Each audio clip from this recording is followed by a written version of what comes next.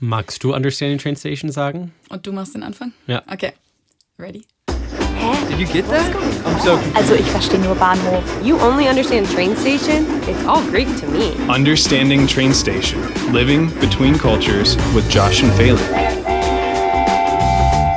Welcome back, everyone, to another episode, and unfortunately, the final episode of Understanding Train Station. I'm Josh, and I'm here with... Feli. I'm guessing if you've been listening this long, then you know who we are.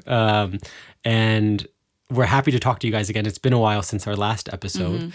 Or We our announced previous it, though. episode. Yeah, so you guys knew this break was coming. Yeah. But we're happy to be back with you guys. Unfortunately, one last time. Yeah, but I'm excited for this last episode. Kind of bring it all together, wrap it all up, come full circle a little bit. And we're not in the same space as we were for the first episode. We're in Munich, as you can probably tell, which we just wanted to record the last episode together. In person. Which is how we started out. Yes. So, yeah, here we are. Thank you guys for joining us one last time. Yes, thank you guys for coming back. I think for this episode, just so you guys know, we're just wanting to kind of talk about the podcast and what it's meant to us, give you some insights into what type of impact the podcast has had on our lives. Because, I mean, at least on my life specifically, I know with you, with your YouTube channel, it's slightly different. But for me, this is really my biggest online presence ever. True. So it definitely, there have been some fun interactions that I've had that have come from the podcast. So we're going to talk about some of that. Yeah. We want to talk about kind of the history of the podcast and the beginnings, if you will. And then also, like I said, this podcast has meant a lot to us, but also we've gotten lots of comments of how much it's meant to you. So we're excited to share some of that with you all and, go through kind of the way that it's impacted you. So that's kind of generally what we want to talk about this week. It's kind of different because, I mean, we don't have like a topic like we normally do. The topic is the end of the podcast. Yeah, that's the topic. And I mean, a lot has happened since the last time we published an episode. Yeah. So let's start with that. Let's give you a life update. I almost wanted to say, let's give you one last life update, but that's not true. You're going to get life updates from me for sure, and probably also from Josh sometimes. He's not going to be completely off the grid. I won't vanish. And the thing is, though, a lot of people have already asked, is there any other online presence? Does Josh document his trips? Unfortunately, Josh is very, very private on the internet other than this. I don't even think of myself as private. You just don't post anything. Yeah, it's not like I intentionally try to be private. I just don't post stuff. Yeah. It's not like you're worried about it. You just don't really do Instagram. I mean, you have an Instagram, but last time you tried to post something on the Understanding Train Station Instagram, you forgot how it worked. It's so embarrassing. I'm such a boomer. I mean, not really, because I know you know your way around digital stuff very well, but when it comes to social media, it's just doesn't really come natural to you. It's not a big part of my life by any means. So unfortunately, there's no Josh travel page that you could follow. No. Maybe on occasion, if I'm traveling and there's something cool to share, I'll try to share it on the Understanding Train Station. So don't go and follow us. Yeah. Especially because who knows in the future what the future holds, and maybe we'll use that to communicate some. Yeah. That's definitely where I would communicate if we were to do the occasional special episode. Exactly. So make sure you don't unfollow us there. Also on YouTube, because I would then also post it on YouTube too. But what all has happened since the last episode, which was like a month and a half ago? For me, what has happened? I don't know. I mean, like I said, the big part of why from my side, where I was ready to end the podcast was because I started a new job and things have been so busy for me. So been really, really busy with work, trying to get things up and running. It's going well. So busy with work though, for sure. Other than work though, I was on vacation, which was fun. Yet again.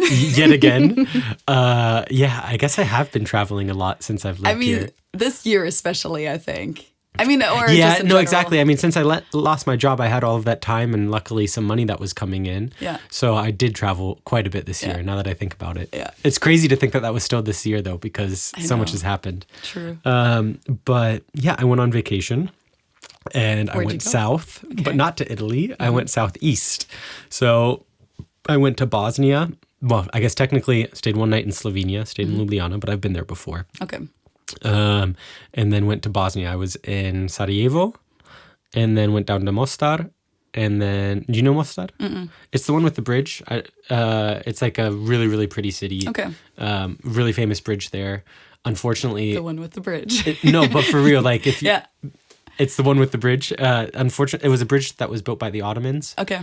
I think it was built by the Ottomans. But then unfortunately during the Yugoslav wars or the Bosnian wars, it was destroyed and then they rebuilt it. So it's a really, really pretty city. That's awesome, yeah. And then from there went over to Split in Croatia, which was super cool.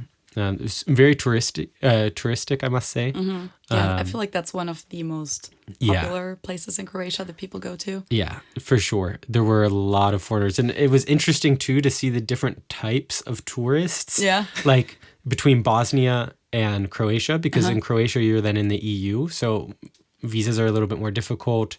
Culture is also somewhat different between Bosnia and Croatia. They used to be one country, but Bosnia has a very large Muslim population. So you get a lot more visitors from the Middle East or from Turkey compared to then Croatia, which isn't, they're neighboring countries, but then there were a lot of British people, a lot of Germans, a lot of French, like more Western Europeans. For sure. Croatia has definitely been a big vacation country for Germans for as long as I can remember. Yeah, definitely. I'd been to Croatia once before with my friend Chloe.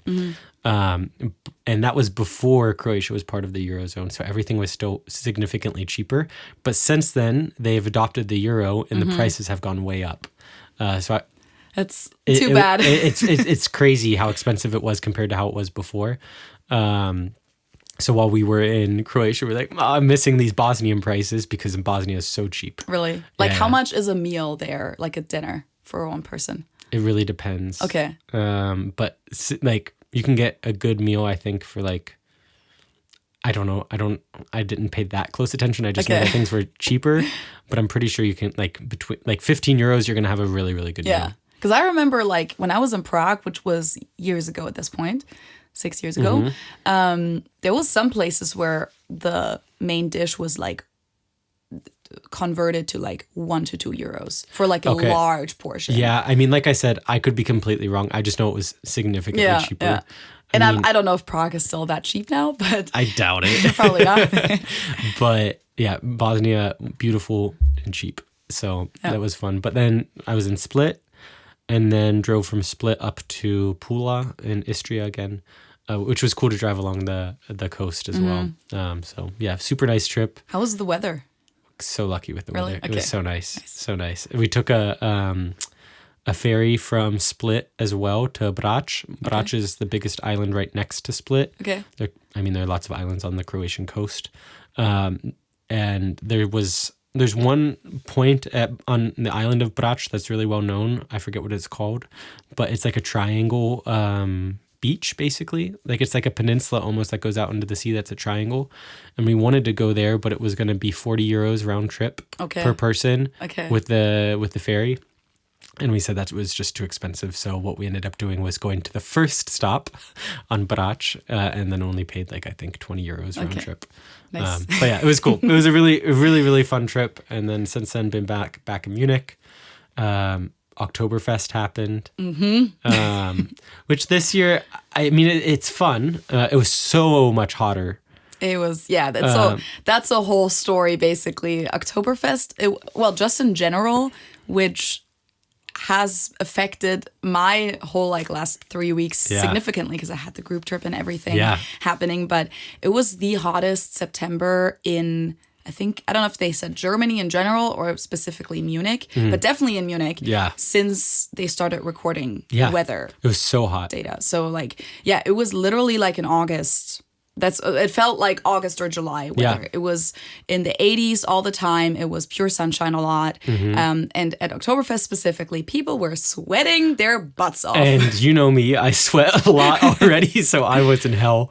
I was in hell too. I had never experienced, I feel like, any Volksfest, because even some of the Volksfeste, some of the beer festivals, folk festivals do take place in July or August, but I don't even remember ever sweating that much. Yeah. I think maybe the ones that always take place in the summer have a better system of ventilating the beer tents. Yeah. But Oktoberfest usually struggles more with it being cold outside and rainy outside rather than it being too hot. I don't think that's usually an issue. Yeah. So the beer tents were just like saunas in a lot of cases, and I know we kind of talked about it, but a lot of other people also said they really should install ceiling fans. Yeah. And I think that, or did we talk about it?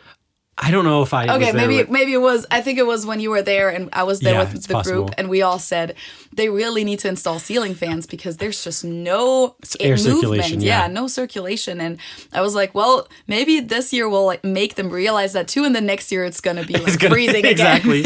No, I mean, like last year I bought a coat, like a Trachten coat, because it was Janka. Yeah, exactly. Because it was so cold and rainy. It was the worst weather last year and the opposite this year. I mean, it was beautiful weather. I Yeah. like for being outside. Even actually during the day, being outside, it was quite hot. yeah. Like I don't think I've ever bought water, like needed a bottle of water at the Wiesn before at It was Oktoberfest. good because this year was the first year that Oktoberfest installed drinking fountains. I didn't see it. They never, I just know because they talked about it a lot in the media. And I know that they said at the end of Oktoberfest that a lot of people used them so they Yeah. could see how many liters of water were used. Yeah. But they also said it was the Oktoberfest with, I think, the most non-alcoholic beverages Yeah. purchased because people were just sweating and thirsty. Yeah. And you don't want to just drink beer. You want to drink some water or some soda or something like that. Exactly. I know for me personally, maybe it was because I just didn't want to get as drunk because I was a little sick. Mm-hmm. Like I went the first weekend twice and then I got the Wiesengrippe and was like under the weather and had this horrible cough. So throughout the rest of the Oktoberfest, I wasn't wanting to get super drunk. So I was drinking mostly Radler this year, actually. Which is basically considered water by Yes, Bavarians. exactly. But yeah, so I think this year I went 6 times. It's still a good amount. Yeah. I have one friend who went 11 times. Yeah, I mean, growing up crazy. in Munich, there would be people that would go every single day. So if Oktoberfest lasted for 16 days, they would go 16 times. If it lasted for 18 days, they would go 18 times, which is not only very, very intense for your physical health, but Yeah. also financially. Yeah, financially. Ooh, don't even start. Yeah. I mean, yeah. I also went to Oktoberfest. I was going to say, those are my updates. What's new with you? You can start with Oktoberfest Yeah, to I finish guess the so. topic if you want. Because that's but- kind of like Ben and I came here at the end of September, and then we went to Oktoberfest Mm-hmm. a little bit.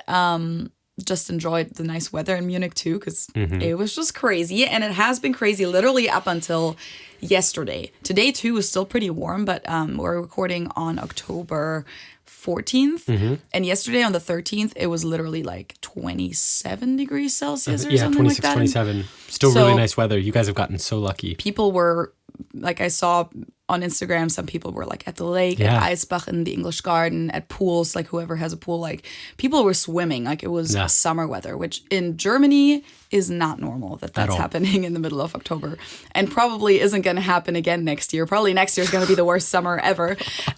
Don't say that.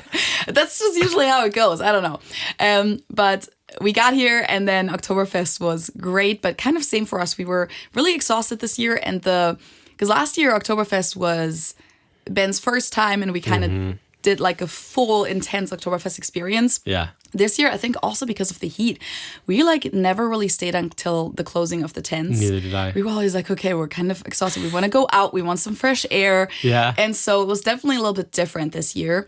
But yeah, as you said, the being outside was really nice. Yeah. And then we had the group trip start, Yes. which was this big project that Ben and I have been planning for over half a year at this point, Mm-hmm. and we announced it in April that we were going to host. I mean, I was going to host officially, but I mean, Ben is there too, and he was a huge help for me. Yeah.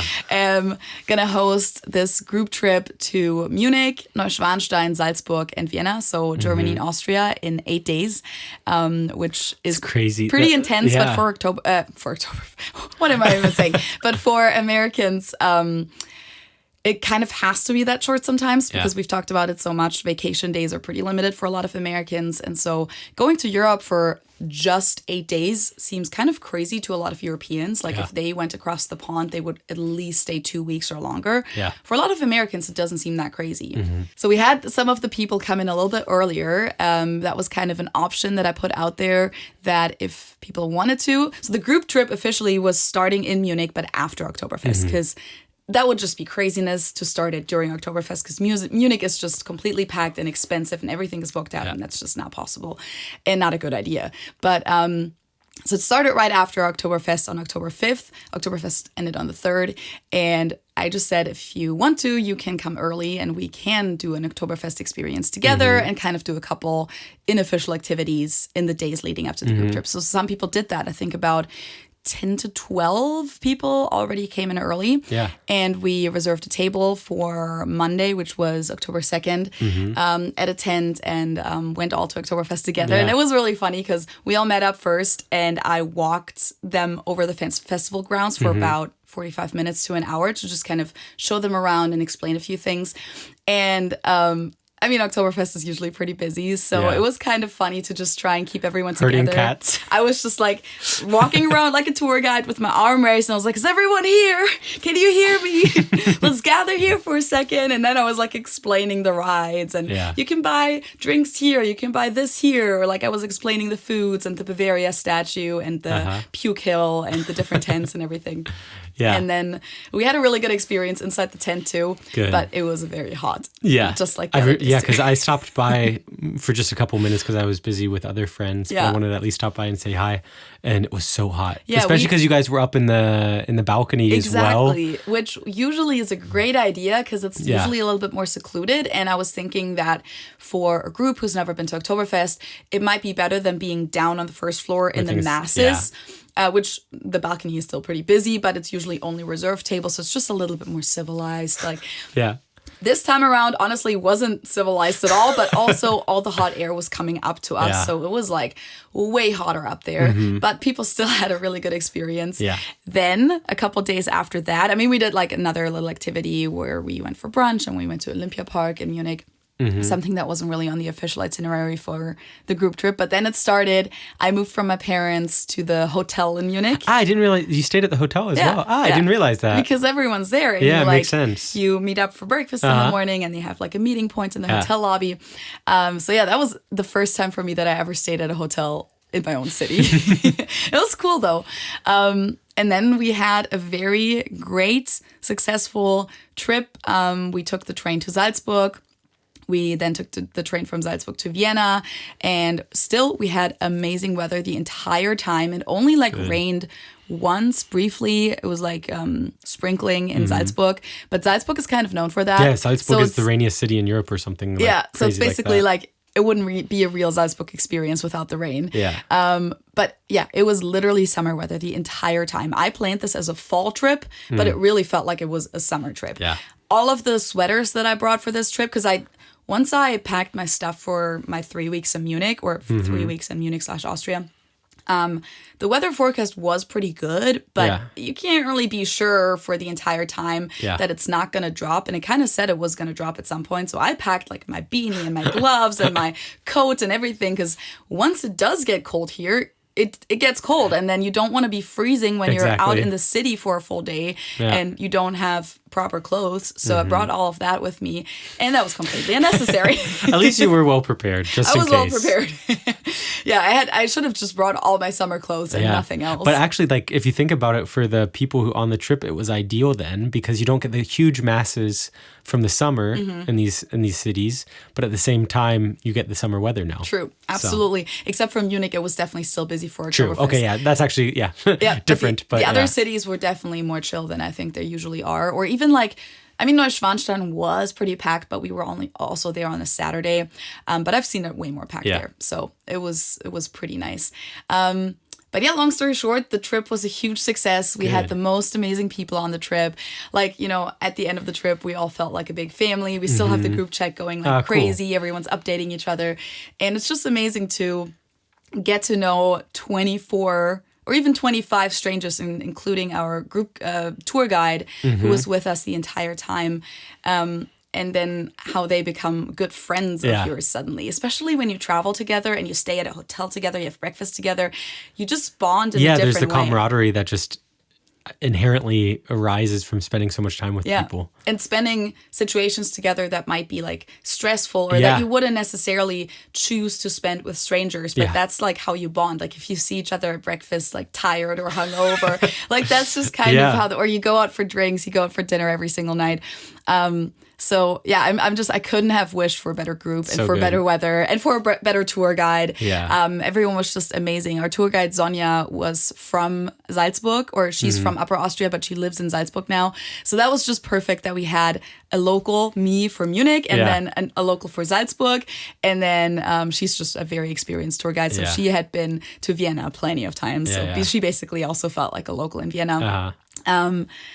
Yeah, so that came to an end just 2 days ago. Was everyone American besides you and the tour guide? Or was it a mix? Nope, it was all Americans, which wasn't planned like that. I mean, I kind of expected most of the people to be American just because that's my main audience. Yeah. But it was open for anyone to join because the flights were not part of the trip. So basically the trip started in Munich. So when and how you got there and where you got there from wasn't really important. But it just so happened that everyone was American. There was one guy, Tim, who is American, but he's been living in Oslo in Norway for 10 years. So he came from Oslo. Yeah, I think I met him briefly at Oktoberfest. And then we had Randy, who's half Colombian, half American, but he lives in New York. So yeah, pretty much an American group. Yep. Cool. No, I just was wondering what the makeup was. I know. At the beginning, I definitely expected there to be maybe one person from Canada or from the UK or somewhere else, but nope. All Americans. USA represent, I guess. But that also made it kind of easy because people had a lot to bond over, and there was definitely no language barrier or anything like that. Perfect. We just had really, really cool experiences. The stuff that was planned, the stuff that wasn't planned, just like spontaneous lunches together, dinners together, all of that. The last night, we all stayed out in Vienna until 4 a.m. Oh, not wow. not all of us, but some of us. Some people were being picked up for the airport at 3:30 a.m., like basically that last night. And then another pickup happened at 6 a.m. It was like a shuttle that picked people up. And we sent off the people that were being picked up at 3:30. We sent them off. We all stayed out at the bar. And then those people were like, yeah, I'm not going to go to sleep. I'm just going to stay out, right? Exactly. And then some of them walked back from the bar to the hotel like half an hour or an hour early just to make sure they got their luggage and everything and check out. And then we walked back and we sent them off. And it was just kind of like, it felt like Schullandheim, or I'm trying to think what, like a camp almost. Yeah. Like in Germany, it's super common that school classes go somewhere for a week. What would you call that? Like a class trip? Class trip, yeah. And you stay like at a hostel. Or a school trip, yeah. Yeah, school trip. And that's kind of how it felt. Yeah. Except that we're all like a lot older. Was there consensus from the group of which city was the favorite? I don't think so. Each person had their own personal favorite? Yeah, I think everyone had their own favorite. We did like a final round at the farewell dinner where we talked about what was your favorite place/activity. So it wasn't just like, okay, I loved Munich the most. Some people said that Oktoberfest was their favorite activity of those that came there early, just experiencing that. And even though it was so hot, I mean, it was all of their first times. Yeah, so like still they didn't really something know unique. what it's usually like. But I think a lot of the Americans said that they were super positively surprised by the, you're going to have to help me out with the word, the camaraderie. Camaraderie. At Oktoberfest, because I think just knowing that there's going to be masses of people being completely drunk, I think the expectations were that there was going to be a little bit more violence and conflict. Yeah. But I think they were just so positively surprised by how everyone just is happy to be there and sings along. And I think they really enjoyed singing some of the English songs, whether it was Country Roads or even just We Are the Champions or something like that. And just like songs that they recognize, and then the whole tent was singing it. So that made me really happy. But then, of course, some people. I, for example, said my favorite activity was the bike tour that we did in Munich, which was really cool. Oh, okay. Like a 3.5 hour bike tour instead of a walking tour or bus tour, which is honestly the best way to experience the city and to experience the city like a local, because a lot of people take their bikes, and I used to take my bike everywhere in Munich. Same. And so we went to like the English Garden and places that you can't really go by car. And if you do everything walking, it's just going to take you all day. And you'll be tired. Exactly. So, some other people said they really liked Salzburg because it was so cute. Yeah. For some people, definitely the Sound of Music tour that we did in Salzburg, which was the first for me because of the Sound of Music. We talked about it and we had a whole episode about it. Yeah. It's not really something that Austrians or Germans necessarily know. Yeah. And so those tours are mainly catered towards American tourists. I know you've done it before. Yeah, I've done one with my parents before, yeah. Yeah, was it mainly Americans on that tour? Yeah. Yeah, definitely. I think it was like 90% American, then there were a couple Brits. Okay. And I think there was like one, I forget where in Asia they were from, but an Asian group as well. Yeah, I think the movie is also big in some Asian countries. Yeah. I've heard that so before. it was, I know what you're talking about. It's fun though. But honestly, I was positively surprised by the tour because I felt, okay, for me, it's just going to be a nice day, but I'm not really going to have those fan moments to see all the locations. But the locations are just so pretty by themselves. Say, the locations are beautiful. Yeah, so it didn't even matter. I mean, I've watched the movie before. We watched it together. Yeah. And that was the only time I've ever seen it. I was going to watch it before the tour on the trip, but every single night I kind of thought that, after dinner, people are going to be exhausted and we're going to just be at the hotel room and we can rest and I could work a little bit, Everyone maybe. wanted to party. Prepare. It just, it never happened. It's not that we always partied. No. It was just we would stay out a little bit later and then you're just also so exhausted from walking all day and just traveling all day that I fell asleep pretty early every single night. So that one night I was going to be like, let's watch The Sound of Music tonight. And I fell asleep before we could even start the movie. Of course. And then, of course, in Vienna, we saw all the Zissy stuff, which is kind of my Sound of Music. I still haven't seen Zissy. I need to. Time. I know. They have it on Amazon Prime with English subtitles, but they don't have a dubbed version. Okay. It's from the late 50s or early 60s, and it's in German, but also like Austrian a little bit. It's not really Austrian dialect, but they have like Austrian accents. An Austrian twang. Yeah, exactly. So that was really cool for me then in Vienna to just like see the Schönbrunn Palace and the Hofburg, and there's a Sissy museum even. Yeah, especially because it was your first time in Vienna. Yeah, it was my first time. People asked me how it was, and honestly, it was exactly how I expected it to be. So very, very pretty, like such an old town. Yeah. Just every single building, especially like in the first district, so like downtown, it's just everything is just old and beautiful. Yeah. We had this experience where we walked through the pedestrian zone there, and there was just this opera singer just at the corner, just singing opera, and she was so good, and she had this beautiful skirt on, like a gown that was lighting up. So I don't know, it was just very romantic and very European for sure. Yeah.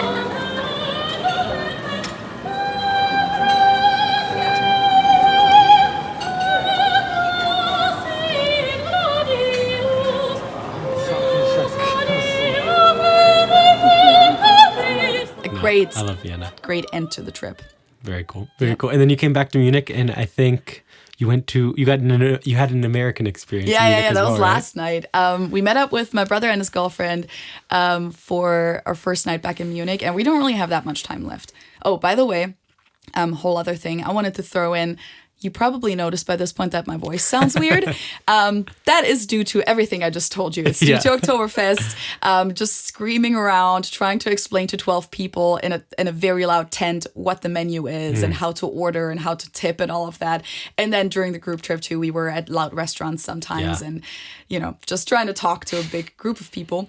Probably that last night where we stayed out until 4 a.m. didn't really help either. I was going to say, I think that definitely didn't help. No, but so last night we went to that American diner here in Munich, and I think it's been open for a while. That's not a new place at all, but I had never been there. And Ben was kind of like, after all this traditional food that we've had, because we've had a lot of Bavarian cuisine / also then Austrian cuisine, which for the most part is very similar. He said, give me a burger and fries. Yeah, he was like, hey, can we go to McDonald's today? And I was like, well, maybe we could actually go to a burger restaurant. Yeah. And we looked it up, and it was so cool. It looks like an American diner, literally. Really cool interior, and then the menu is pretty authentic. Well, as authentic as it can get. Timo and Steffi had the Philly cheesesteak. Oh, they have Philly cheesesteaks. But they have German bread. But I think they like that even better. It was like the good German bread mixed with the good filling. But or they have Schorle on the menu. Of course, it's not going to be full on American, but pretty good. I had a veggie burger. Ben had a cheeseburger and chicken fingers and a really good milkshake. And you always complain about exactly. It's now high on my list of places to go. Yeah, that milkshake was top notch. So that was a really fun experience because it's kind of like when I go to a German restaurant in the US and I can kind of like judge it, Uh-huh. or people ask my opinion. I was like constantly like, Ben, what do you think? Is this authentic? What do you think of the sauce?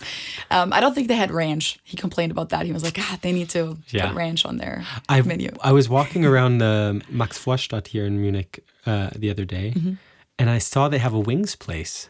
Okay. And I need to go try that out. Yeah, for sure. Because I don't see that very often.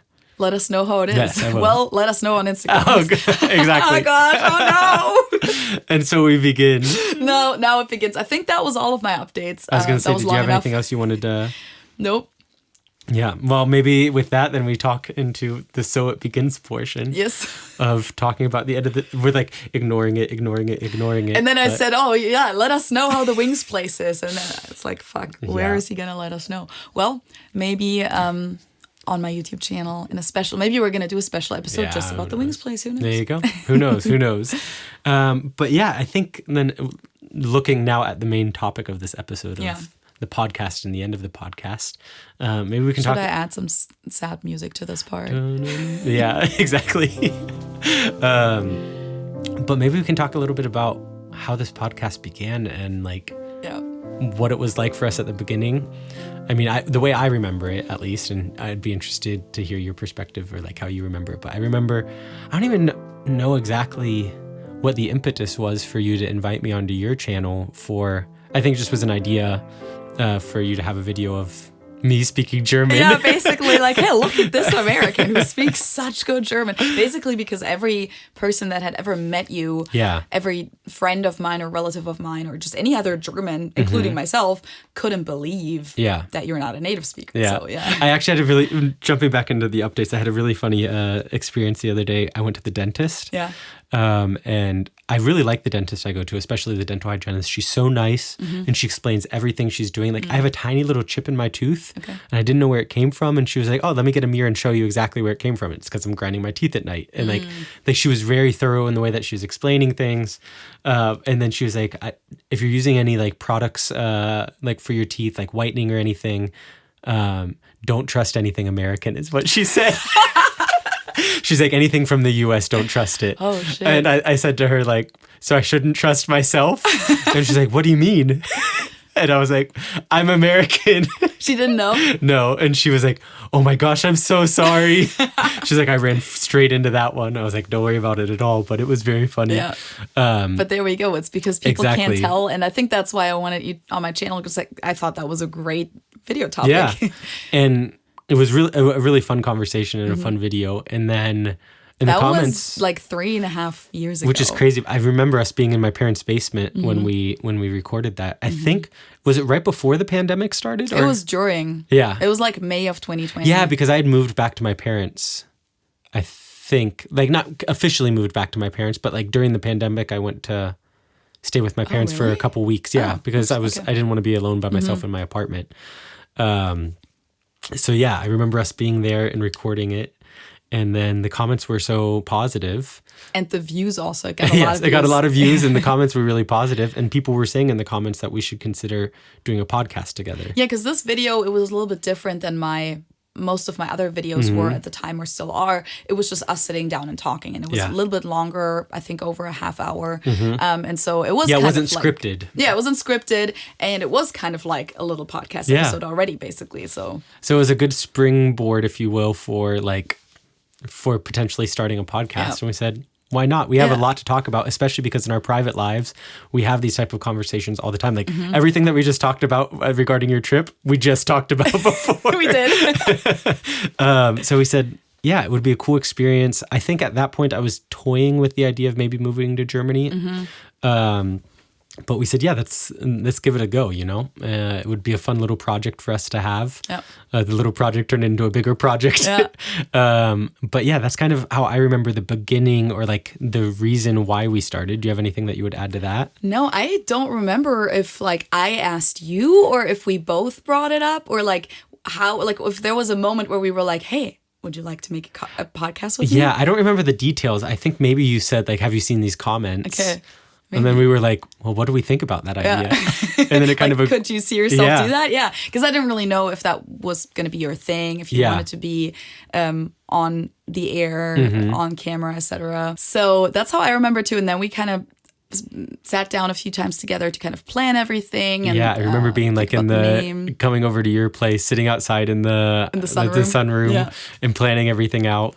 Like, and then I think it took a few months, and we launched it then in October of 2020, which means that now that it's October of 2023, it's been exactly 3 years. That's insane. Which we didn't really think that the podcast was going to go that long, or I think we just didn't think anything. We didn't really have any expectations or plans. No, I remember we planned out a couple episodes for us to have an groben plan, a general plan of what we wanted to do or talk about, at least for the first couple episodes. And we said we'll figure it out as it goes along. Exactly.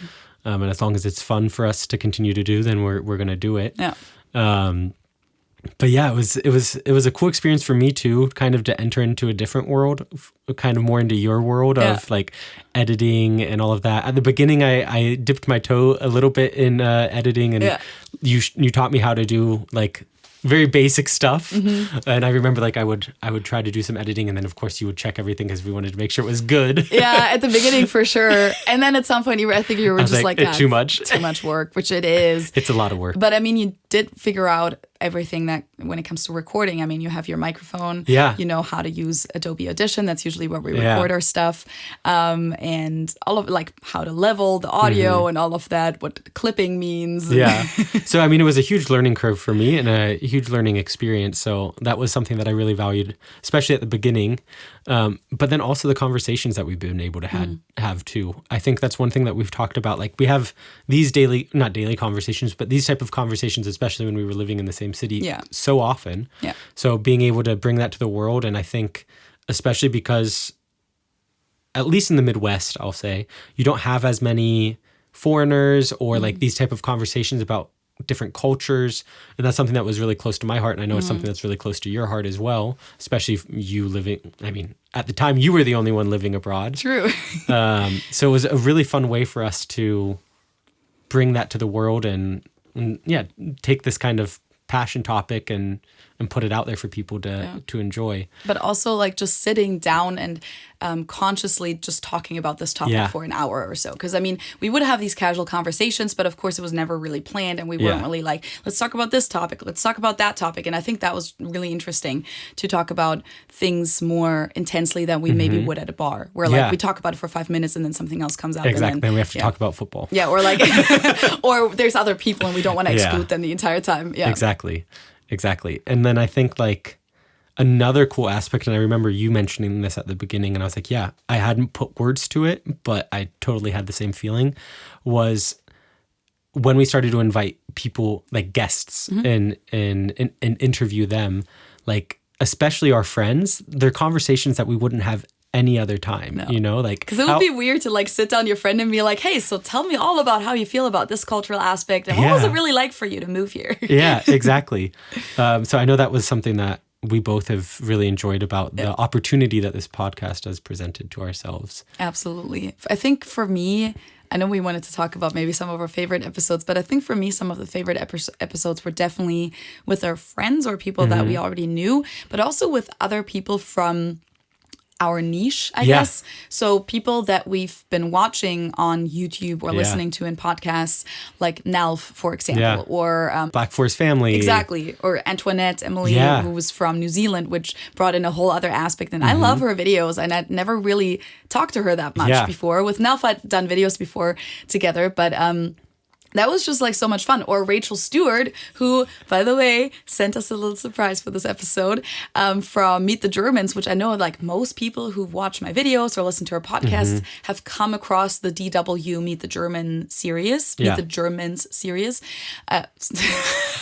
One more time. Have come across the DW Meet the Germans series. There we go. Woohoo.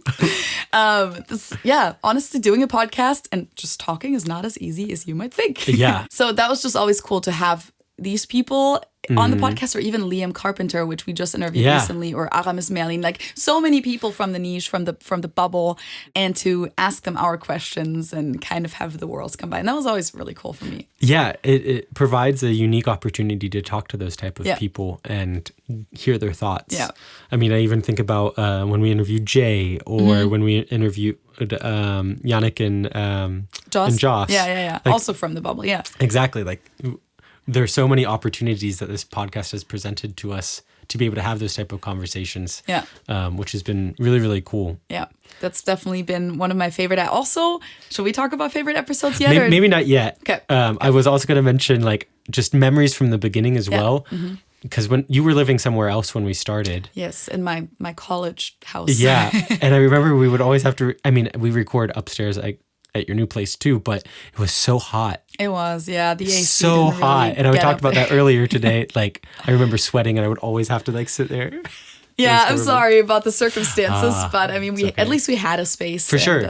Not complaining. I just, that was a distinct memory from the beginning. Was And I always had like rearranged my office up there because it was not that big of a room, but it was a dedicated office. So honestly, at the time, that was already like a pretty big step for me. That I lived in this house with 5 bedrooms. And at the beginning when I lived there, I just had my bedroom and then there was 4 other roommates. And then the second year I lived there, I decided to rent out a second room for myself because at the time I was already working from home for YouTube and was doing everything in my bedroom. And even though the rooms in the US tend to be a little bit bigger than most bedrooms in Germany, it was getting a little cramped in there with my bed and my desk. And then when you set up your camera, you have your lights and the camera, and you need some distance between the camera and you.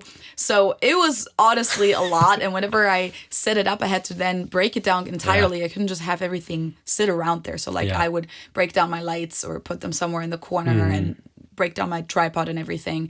And then I would just go from my bed to my desk, which was literally right next to my bed, and edit there. And it was a lot, especially during the pandemic. I was like, ooh. And then I was working out in there too. So I rented out that second room as my office and recording space. And every time that we then recorded the podcast up there, I moved my desk in the middle of the room. Then I moved my camera to the other side. Then all the lights were being moved. Then we always had to make sure that Izzy wasn't bothering us, my cat, because she was always trying to be in there. And we always had to like grab her and chase her and bring her, like lock her into my bedroom because she does not like being alone even to this day. She always wanted to be in there with us. And then making sure that like my roommates weren't being super loud while we record. I always had to tell them like, hey, just so you know, today we're recording a podcast episode from this time to this time. It would be great if you're not being too loud. Yeah. There are so many things that go into it. I remember too at the beginning, like sometimes we would have some technical difficulties with like the splitter for the microphone and like all of that came with us being in the same place together. Yeah. And then I decided to move, or I got the opportunity to move, and then I feel like took our concept for the podcast even further. Yeah, because we didn't know yet. When we planned the podcast, we didn't know it was going to be a German living in the US and an American living in Germany. Yeah. And there was a possibility for it, but it wasn't the plan. Yeah. And I don't know, what do you think? Do you think the podcast would have lasted as long if I were still living in the US? I think so. I personally think so, because I feel like there's still, I mean, it seems like you don't agree, but like I think that there are still so many topics that we've talked about maybe doing at some point, or guests to invite that we haven't gotten to. So I think whether we'd still be as passionate about it. I mean, I don't know what you would have moved on to in the US in terms of like your job, or if you would have maybe moved to a different city. I think if you had moved to a different city within the US, then I think it would have probably stopped. Because then, I mean, maybe, who knows? Maybe not. But then at least you moving to Germany brought all this extra stuff to talk about, whereas you moving to a different city in the US, maybe you wouldn't have wanted to stay connected to all that like German. Oh, I definitely think I would. But maybe you would have focused more on making friends in the new city and spending time with your environment there. Yeah. And it wouldn't have necessarily had topics for the podcast. Yeah. No, I see what you're saying. No, it just was a thought that I just had. Like, I wonder if it would have continued this long. What do you think? I think I would still have a lot to say, but back then I hadn't lived in Germany like that lived. much. Yeah. Like I had done 3-month stints. So I kind of had experiences in Germany and knew a lot of Germans. But to be able to get into more of the deeper stuff, or like being able to, we have a couple episodes about my move. Yeah. And then a lot of the people that I've met here, we've also had the opportunity to interview. So like, that's why I'm like, I don't know, because a lot of those interview guests I probably never would have met. Yeah. But it would look different. It would look very different. For sure, yeah. So just an interesting thought that I was just like, I wonder. Yeah. I remember that when we first planned the podcast, you had another job offer in Germany, and then that fell through, but then you were still kind of like, well, I might still maybe consider this. And then it kind of happened pretty quickly. Yeah, it happened really quickly. I think the pandemic kind of pushed me towards it, you know? Like I need to do something different. And the job opportunity came up really quickly, and I said, why not? Yep. You know? I remember that when we first started the podcast, you already said, I think I should have my own microphone that I own. Yeah. Because if I move to Germany, then I need to take it with Yeah. me. It's crazy. My memory is so bad with these type of things. I know your memory is a lot better when it comes to I think those I just details. remember different things. Yeah. So like I think me moving to Germany, I think elevated like the concept of the podcast. For sure. It definitely brought it to maybe not just the next level, but it kind of made the concept come full circle in a way to like, more especially well-rounded. us literally switching cities. It's like, crazy. what are the odds? I'm from Munich, live in Cincinnati. You're from Cincinnati, live in Munich. Huh? It's so crazy that happened. And it's been really cool to be able to like, I think I was talking to you about this, document that move almost, and like the first couple years here. Yeah, you did. I mean, we didn't do like that many episodes just dedicated to that, but we did like one when you first moved. Yeah. So you can look back at that and kind of see what your experiences were at the time. You had just moved into your first WG that was temporary, and you were looking for the long-term WG where you still live now, which was like a great choice. So lucky. And like all of the issues moving during a pandemic, that was kind of the title of the episode too. And then we did a 1-year update. Yep. We haven't done... Did we do a 2-year update too? I don't think there was a 2-year update. I think maybe there were 2 or 3 parts that was like you Josh guys in probably Germany. know better what our episode list looks like. But and then also like being able to record in person when you were visiting Munich, and then cool. I was visiting Cincinnati. Yeah, this is honestly kind of the ideal recording space too, because as you can see, we've never really talked about it, but as you can see, here in Munich at my parents' place, I kind of have like a more professional recording setup, which is very lucky, and it comes in very clutch. And so we don't have to deal with like the technical difficulties. For everyone who understands microphones, I just want to throw out there, the reason why we had technical difficulties was because we were trying to record with 2 USB mics. Which is a lot trickier than having 2 XLR mics.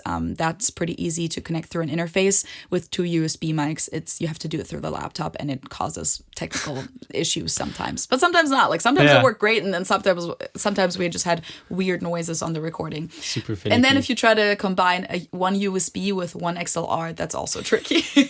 But anyways. And this is why I was so thankful that you were there, because if it were me handling things, we never would have gotten it off its feet. Yeah. But I mean, it was definitely a journey, and I will say it was definitely more work than expected, but that's always the case. Every single video I make, every single radio piece that I even made before I ever started YouTube, when I still lived in Munich and worked for radio stations.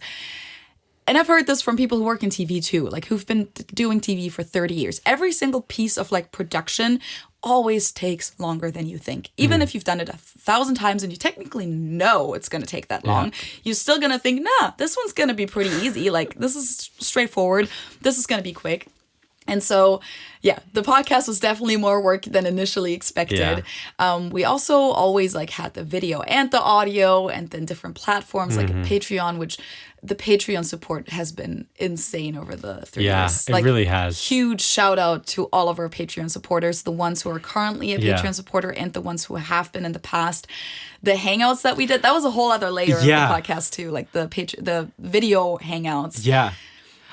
I think that's one of my favorite parts of the podcast as well, you know, just like we're sharing things from our lives, but then getting to talk to people who are interested in hearing about it. Like that's first of all crazy that people wild.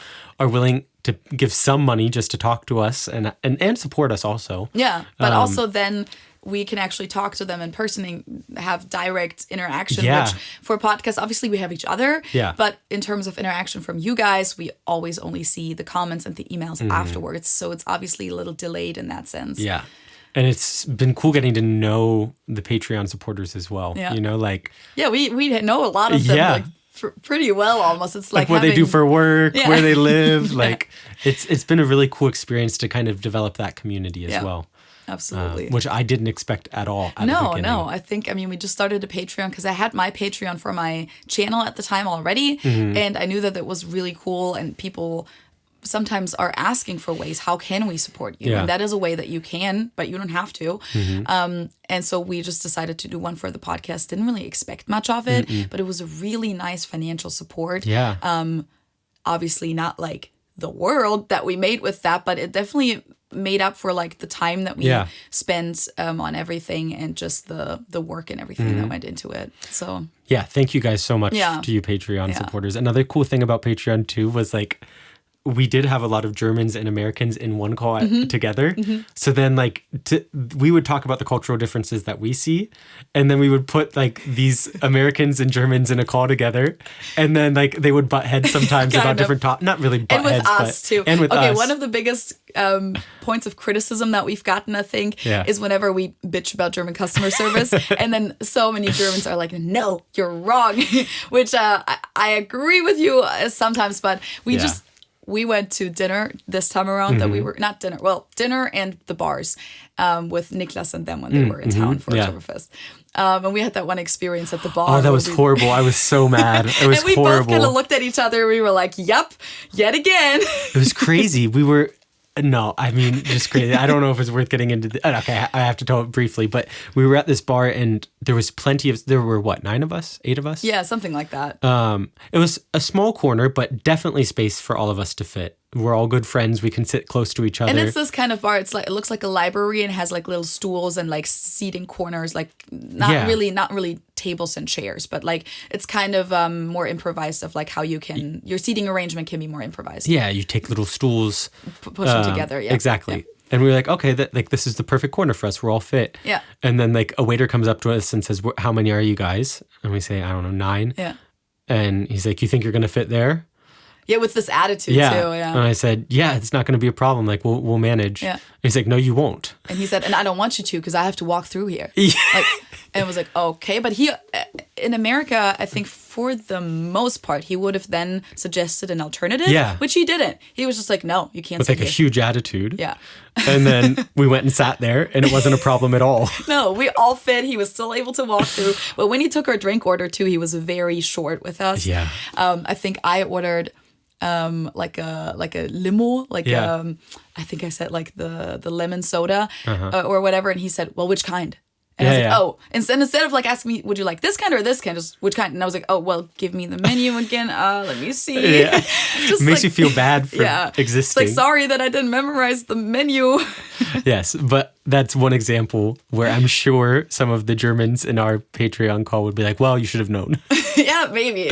No, I don't know. I will say for the group trip, one of the biggest feedbacks at the end was that people were very positively surprised with the customer service because I warned everyone just to make sure they don't have a bad experience because I've had that happen with friends. I think we both have where like Americans come to Germany and they don't really expect it and then they're kind of thrown off by it and feel like it's a personal attack on them. Yeah. And I've had people ask me that on this trip too, but I'll get to that in a second. So basically, for the most part, I think people had really, really good experiences with the customer service. And I can confirm that too. Like whenever I was with them too, we were so lucky. We had the nicest waiters and waitresses.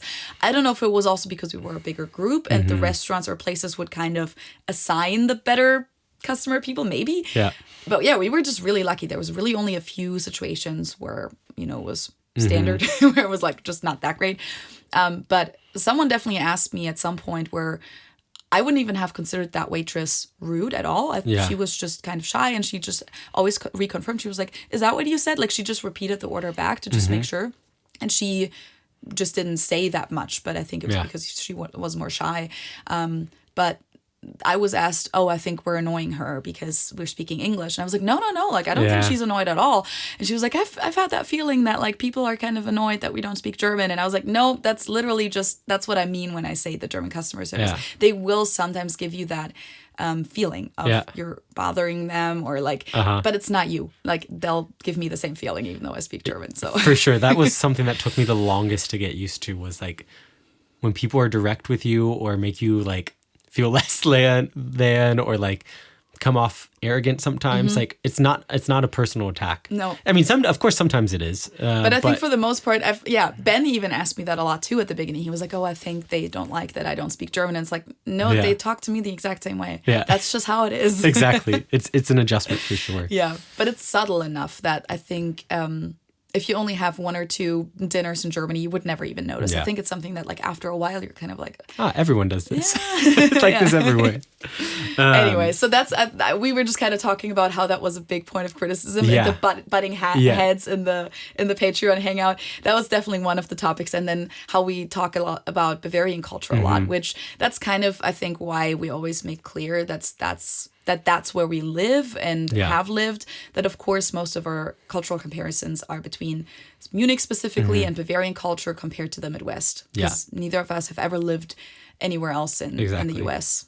Yeah, I think that was one thing that surprised me actually at the beginning of the podcast. I remember we did an episode about homes, like the differences between homes. Yeah. And in the comments there were people like, Josh, like that's not like the case at all for us in Florida or in the Southwest. And I didn't think about that at all. Yeah, but that's okay. I mean, we just talked about that. And what's always funny for me with that is that I've definitely traveled a lot through the US, and I know you have too. And I've never really noticed major differences in how, like, I mean, I've been to Florida, and I've been to Florida.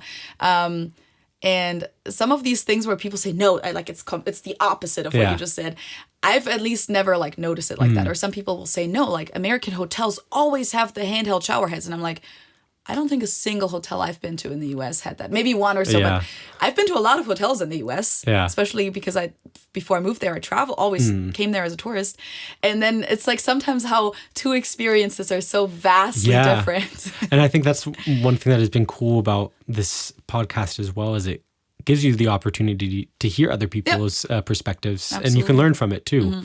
And I think for me, at least, it was important then from that episode on to always talk about like, we're talking about the differences between Cincinnati and the Midwest. And these are our personal experiences. And I hadn't thought about that before. So it's been a cool growing experience as well, for sure. I still sometimes get comments on my videos, even on my YouTube channel, about stuff like that, where even though I feel like it's been implied and I've said it in so many videos, and I've gotten comments from other people that say, hey, you don't have to repeat that every single time, that this is obviously a generalization or that other experiences might be different. And then I get the other comments where they're like, why are you generalizing the US? And it's like, well, I guess I have to say it over and over again. You're never going to be able to appease everyone. I think that's also been a learning experience for me. I mean, you had your YouTube channel before starting this, but you're like, okay, like, especially when you put yourself out there in the interworld, you just kind of like have to accept the fact that people aren't going to agree, and some people might not be the nicest in their comments.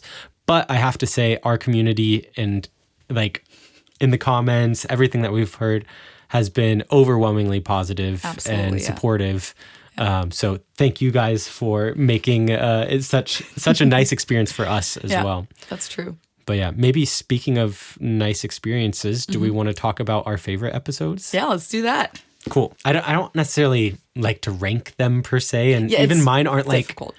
And even mine aren't necessarily one episodes, but more topics or like the type of episodes that we did. But maybe you start with one of, we both chose our top 3, right? Yeah, kind of. I mean, okay. So the one thing that I wrote down, I already said that earlier, was all the guests from our niche. Yeah. I love that. So that's like a collective, like, love that. I already mentioned some names earlier, but also like the whiskey guys we mentioned Josh and Yannick. Just those conversations with people that we kind of knew before because like you interact on Instagram or something like that, or you comment on each other's stuff, but you never really actually got to know the person in like a long conversation. So that was always just really cool. Then I wrote down Frau König. Yeah. I think we share that one. We share that one for sure. That was, I think, one really cool thing for me, especially because knowing how the podcast started, like with me speaking German on your channel. She's such an essential part of that for me, and the one who kind of inspired me to continue to learn German. So it was really cool to be able to, and I said this in the episode as well with her, to be able to kind of present that to the world of like, this was my inspiration, and I learned all of these things from her. And for me, she's a very special person. Absolutely. I think she got great feedback on the episode too. A lot of people were like, I wish I had a teacher like her. Yeah, she's an amazing person, and I think you'll see that's like a reoccurring theme in my favorite episodes, is being able to bring people who mean a lot to me in my life and like have really formed me as a person or brought different perspectives to my life, and be able to share that with other people. It has meant a lot to me. And that was like a really, really cool thing that it was not the first, I think, was it the first time you met her in person? I don't think so. I think I had met her before, but it was definitely the first time that I had an actual long conversation with her. Because before that, I think I met her once. And it was just like at one of the German events where we didn't really have a lot of time to talk. So And then we also talked on the phone with her one time, because when I first started my master's, this was before we ever started the podcast and before my YouTube channel was even a big thing. When I started teaching German at the University of Cincinnati, you had always had all these great Eselsbrücken, what's the word again? Mnemonic devices and all of that. And all of these tables that you had mentioned to me, how you learned the endings and all of that. And I asked you for advice because I was like, that'd be great. I would like to use that for my students. And so we called her and she gave us all of her tips. And, like me, all of her tips, which was awesome. And I used a lot of them in class. But what did you enjoy about that episode? Or like, why did it make it on your list? I think just because like I know how big of a role she played in your German learning story. And I had always heard so many stories about her and about her classes. That was just great, like hearing her perspective and also just her story of like, you know, being from the GDR and moving to the US. And all of that was fascinating for me too, because it was so different from my story of how, and we kind of live in the same area. She also lives in Cincinnati. And so that was just really, really interesting for me. Yeah, and also she's honestly like just this great like mother figure. Yeah, she has a great personality. Yeah, for sure. No, it just was, I was wondering, because it made it onto both of our lists. I think it was just such a special episode that we have also referred to so many times since then. Like almost every other episode we mentioned that episode. And we're like, as we said in the episode with Christina, so Frau König. And I remember how like, because I'm usually the person that uploads the episodes to YouTube. And then whenever we mention episodes, I try to link them in the description box. And I try to have this little pop-up info card that on YouTube kind of pops up in the corner. So I remember how often I've linked that specific episode. So that just feels very special to me. Yeah, cool. Yeah. Very cool. I think, maybe another one that was on my list. Like I said, this wasn't a specific one, but it kind of goes in with how much I love languages and culture. But the dialect series that we did, you talked earlier just a few minutes ago about how getting the feedback and getting to talk to your listeners, it's not quite the same as the Patreon calls, of course, but like being able to interact with your listeners beyond just comments or emails or whatever it may be. The dialect episodes were so much fun for me. You also always beat my ass. No, but for real, like just hearing your guys' voices, like that was so cool. And in a lot of the little little messages that we got, you guys started out with, "Hey, I love your podcast." And it was just like always cool. And you introduced yourselves. So it just felt like we were kind of talking to someone. So, and encouraging as well. And integrating you guys into the podcast. Yeah, I think that was a really cool opportunity. I think it was your idea at first. Really? I don't remember. I think the way it started was we had switched our hosting platform, and there was an opportunity to send voice messages on the hosting platform. Yeah. And then we were like, well, this provides like a cool opportunity for us to speak with or hear from our listeners. Yeah. And I think that's kind of how it then developed of like, well, okay, what makes sense? How can we integrate them?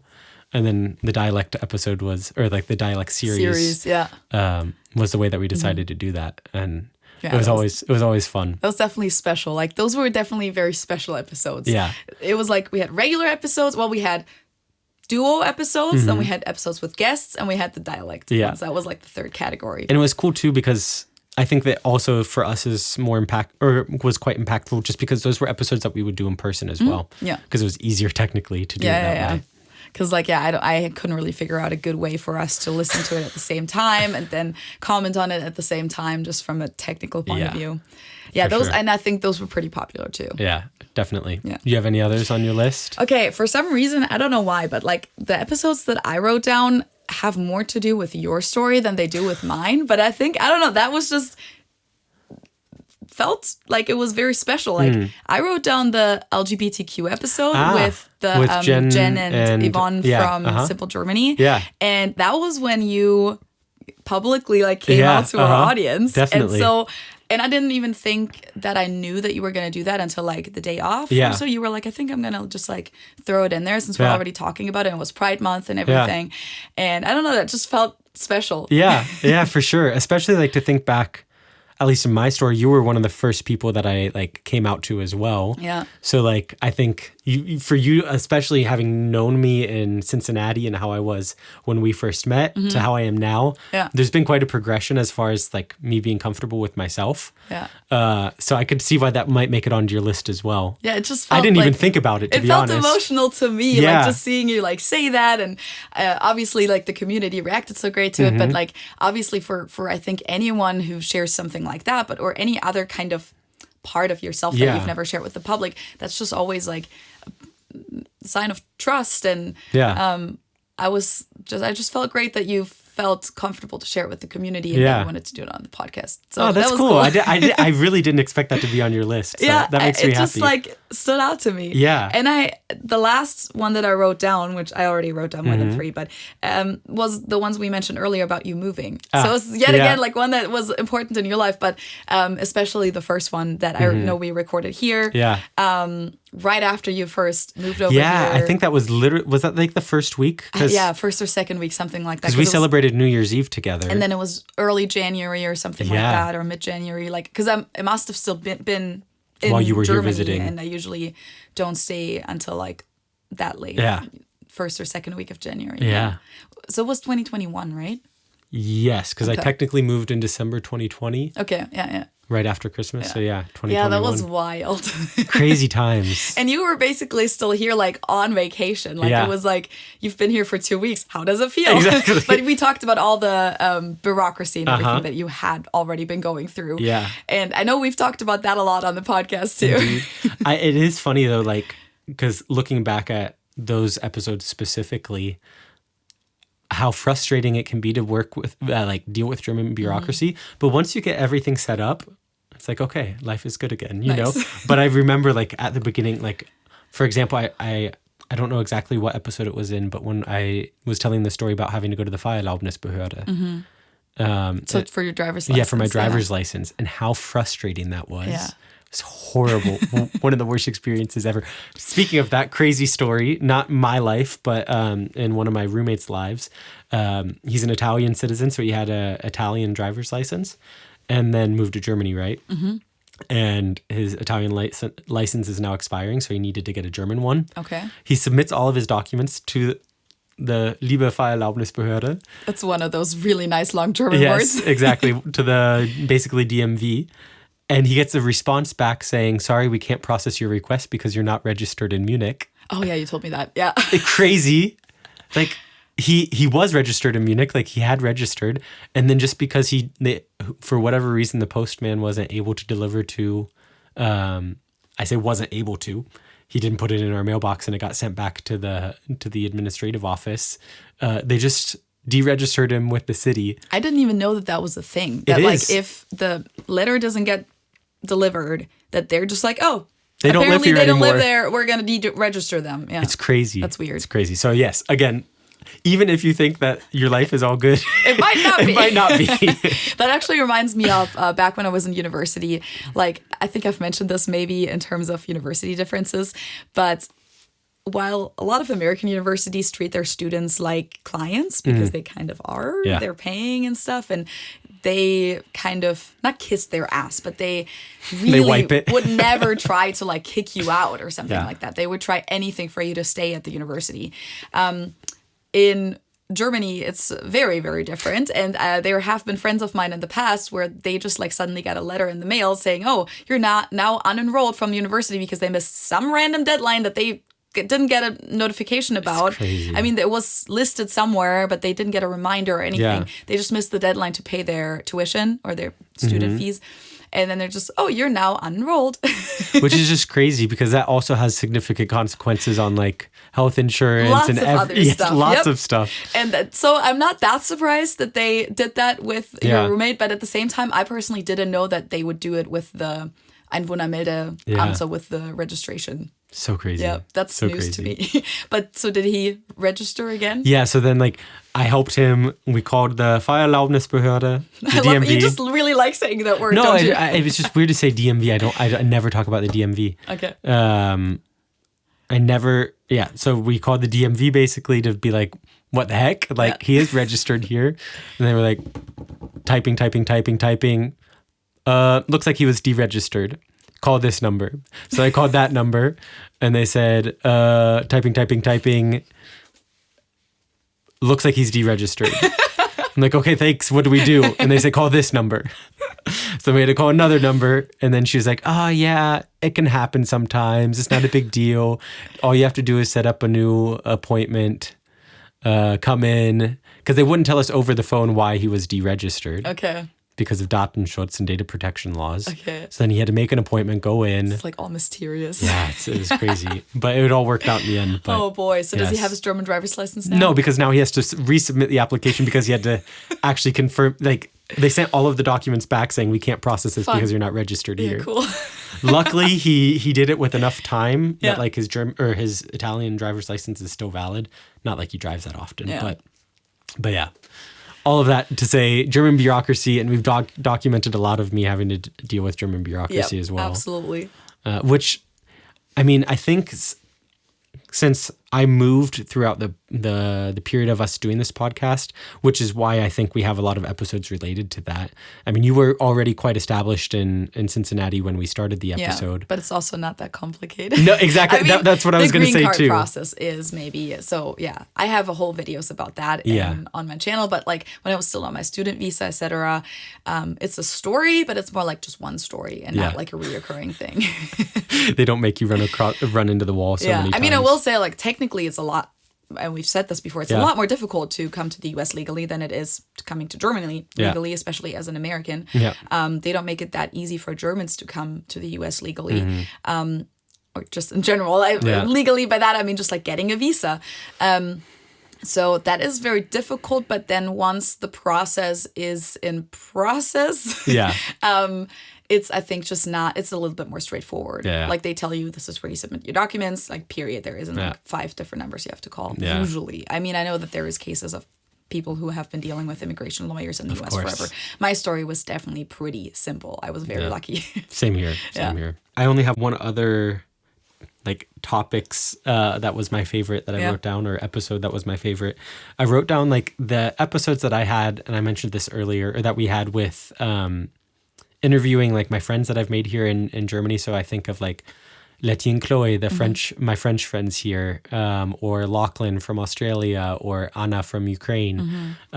Just being able to bring those conversations, because I do have quite an international bubble here in Munich, bigger than I had in Cincinnati. I mean, I had an international friend group, but it was quite German heavy, I would say. And some Mexicans. True.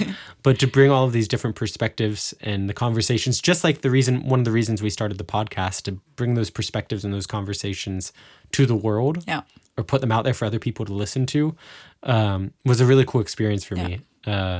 Just to be like, oh, these are people that are important to me in my life, and they have really cool stories. So here are their stories. And I really enjoyed getting to interview them, and like you said, like have those conversations that you wouldn't necessarily have otherwise with those people. One of the most popular episodes that we had on the podcast was with Niklas, who's a mutual friend. Exactly. And then I think we had him back on the podcast too, and that one was also pretty successful. Like people just really seem to like Niklas. Good thing he's in sales. Those were really fun conversations with him as well. Yeah, I think we both would agree on this. I think that some of our favorite episodes were when we were interviewing people. Oh yeah, for sure. Because it's like brings in a whole different perspectives, and it's not just us talking about the same. Because in a lot of cases, we already know each other's opinions on certain topics. Yeah. So we're actually learning something completely new when we talk to new people. Yeah. But yeah, let us know in the comments what your favorite episodes were. Yes, good point. Yeah, we would I wanna love know to. that. We would love to hear your perspectives. Or also how, like, what the first episode was that you heard from yeah, what us. got you? Yeah. Because I know that that's always wild when you discover a new podcast or a new channel or something. Like, you don't usually start with the first one that was ever put out. You usually just start somewhere in the middle. Yeah. And then you'd like go either in chronological order or just like pick and choose, like whichever you want to listen to. But yeah, if maybe you remember what the first episode was that you listened to from us. And then I definitely also want to know your favorite one. Yeah. It would be cool to know. Yeah. Like what the distribution was and what truly were people's biggest interests. I mean, you can kind of tell based off of the views on a video, but there are also lots of other factors that go into that. So views also always just show how attractive the title and the thumbnail was. That doesn't necessarily mean that the episode was always that great either. Exactly. I mean, I hope it was, but sometimes videos don't get that many views, but the people who do watch it or listen to it in our case, really, really, really appreciate it. So definitely. But yeah, I think those were my favorite episodes. Okay. You have anything else to add on that topic? I don't think so, but it's really, really difficult for me to choose the favorite episode. It's really hard. I could kind of list a lot of them. I know. But I was going to that's say, not really like, the points. I could keep going on and on. One thing I wanted to talk about as well, which I haven't talked about so far, is the impact that the podcast has had, like, on my life or your life. Yeah. I think in your case, it's slightly different because your online presence is so significantly larger with your YouTube channel. So most people recognize you or have talked to you because of your YouTube channel. Or both, but Or it's both, like but yeah. mixed together for a lot Exactly. of people. But for me, in my case, it's like, oh, this is weird. Yeah. Because I mean, we do have a good following for sure, but it's Yeah. nowhere near as big as your YouTube channel, for example. But like there are three distinct memories that I have or experiences that I've had that are related to the podcast that I never would have guessed. Especially because, like I said, we do have a good following, but it's not huge. But I remember once I was at a party at some friend of a friend of a friend's house. He had some people over for drinks, and I was sitting there on the couch, and some guy comes up to me and sits down and goes, "Are you Josh?" I was like, "Yeah." And I was like, "Oh, cool. Like, yeah, I'm Josh." And he was like, Josh and Feli. And I was like, oh my gosh, this is so awkward. That makes it sound like we're a brand or I know, something. like, I was like, oh no, he goes, "Do you know Feli?" And I was like, yes. He's like, oh my gosh, it's you. And then like, he just was sitting there and like staring at me. It was when you'll have interactions with people that are like quite normal still, and they'll be like, oh yeah, I recognized you. And it's still a normal conversation. This was not the case. He just was like staring at me the entire time and like not asking questions. It was so awkward. Yeah, that's weird. It was very awkward. I mean, he asked a couple questions, but like it was not a smooth It conversation. wasn't like, hey, that's so cool. I'll listen to your podcast. Let's talk about this and this. Exactly. Like, yeah. It was just like, Interesting. "Do you know Feli?" It's like, yeah, I do. Damn. Yeah, so that was one funny thing that came from the podcast. I also remember I just switched jobs to my previous job, not the one I'm at now. And we got a new manager in the group. I don't know if I mentioned this on the podcast, but I'm sure I told definitely you. know the story. I think you mentioned it on the podcast. But we got a new manager in our group, and like he was becoming like more familiar with everyone and part of a group. And then he was like, "Yeah, I recognized you when I took the position." And I was like, "What? This is crazy." He's like, "Yeah, I recognize you." It's not, he wasn't like a normal regular listener, but he was like, "Yeah, I recognize you from suggested videos and all of that stuff." That's just wild. And it just was so weird for me to think about. And then there was one time at work as well that another person just messaged me like on our like Slack and was like, "Are you like, hey, nice to meet you. Would it be okay for us to have a quick, like, let's have a coffee chat," which was super normal at that company, just to get to know people, lots of networking going on. We didn't have any shared projects, and we sat down and he was like, "Are you Josh from the podcast?" I was like, yes, yes, it's so awkward. It's just, it was awkward. But I mean, he was super nice about it. Was he the one that recognized your voice? No, that was someone who was just there for like a day. Wasn't there? Where I think there was. Oh, you're right. I forget the details of that story, but I definitely remember someone recognizing my voice. There was a story, and you've probably told this on the podcast before, where like someone in your old company was in the Munich office, but he usually worked at a different office. Yes. Okay, that's the same guy. It's the same guy. Okay, same guy. Okay. And then he recognized my voice. And then he messaged me. Okay. And then we had the coffee chat, and he was like, "I recognized your voice from the podcast." It's just crazy. Wasn't to it think basically about. like he heard you talk like in the office and was hold on, I know this voice. Exactly. Yeah, he knew the voice, and he looked up my name and then found me. That's wild. I mean, he was, like I said, super nice, and it wasn't like creepy or anything. It just was completely unexpected it's just like for me. small world. Yeah, for sure. Yeah. So those are definitely things that have come from this podcast for me as well. But what about you? Are there any podcast specific things, or I guess it's kind of difficult to differentiate sometimes? Yeah, I think that's the case for me. I can't really differentiate which experience was which, because I know that definitely some people that I've met in person or that reach out on Instagram or something listen more to the podcast than they watch my videos, and vice versa. So yeah, it's definitely changed my experience with some people because I just share more on the podcast. So some people know personal things that I never full on shared on my channel, but they know it because I talked about it in the podcast. So that's how I know if someone's like a true loyal listener. Feli fan. Yeah, well, not Feli, that sounds weird, no, but like I know what you mean. if they listen to the podcast. There's also many people who watch my videos sporadically or just like every now and then who don't even know that this podcast exists, even though I try to like mention it regularly, but it just sometimes slips through and they are like, oh, you should start a podcast. And I'm like, yeah, I've had a podcast for 3 years. I will say for me, like what made the experience very special, I can't really think of like any super funny stories right now. But I mean, at Oktoberfest, a lot of people recognized me last year and this year, which before last year's Oktoberfest was canceled twice because of the pandemic.